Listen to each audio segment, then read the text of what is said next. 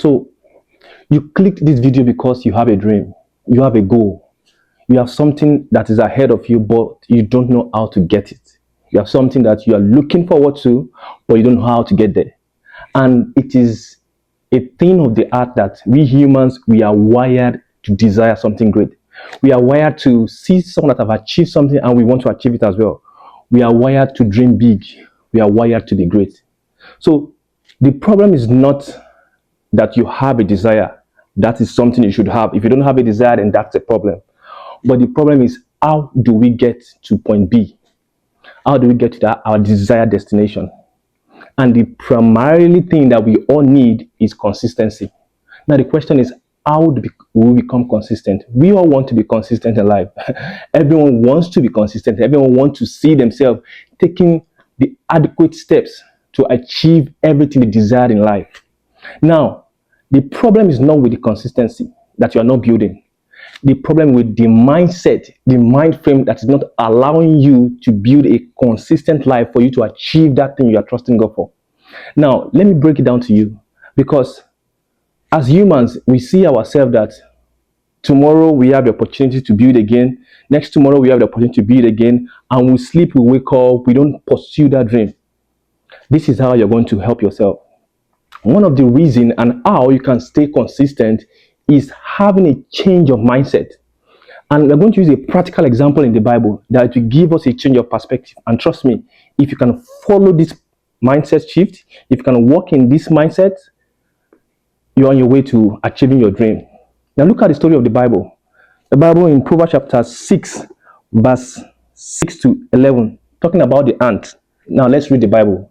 I'm sure you must have read the Bible a couple of times, but today let's just read the Bible to give us context and to see how interestingly God used the ant as an example in this consistency area. And I'm going to open our eyes to something.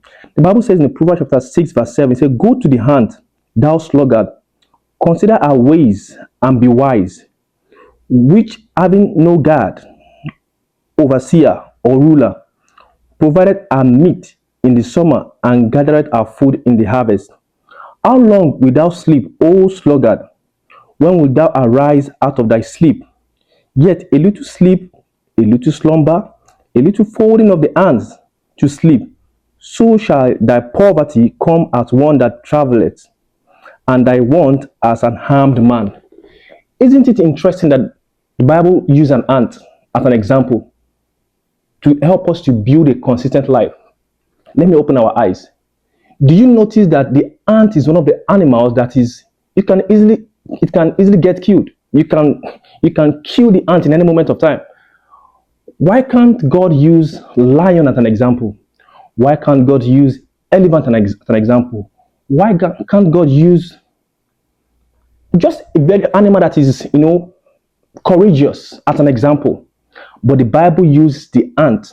And I will tell you how your consistency can have a mindset shift in this regard. Ant the Bible said it has no ruler, no guard. So if you look at yourself as a human being, like I'm speaking to myself, Stanley, next tomorrow, I'm going to die. Ask yourself, what are those three things that is important in your life that you want to put in place? Because ant has no ruler, they have no guard. So they can freely move and they can be easily killed. But have that thinking mindset shift. Have that thinking mindset shift. Have that thinking mindset shift. And ask yourself, if I have 3 days to die, what are the 3 things I will put in place? So those 3 things are those areas that you should guard your compass. You should build your life around daily. So those 3 things are the things that you should be doing daily for you to stay consistent. Because the Bible says a little sleep. Because we have this mindset that, tomorrow I'm going to wake up. There's an opportunity for another day. Yes. But before you know, you keep building momentum for you to delay that consistency, the things that you need to do, the things that you need to put in place. So what I'm trying to help you also see that, look at the story of the ant. They have no ruler. They can be easily killed. Now, build that perspective in that area of your life as well. think of yourself that if I'm being asked that next week I'm going to die, what are the three things in my life that I really want to see come to manifestation that I haven't done?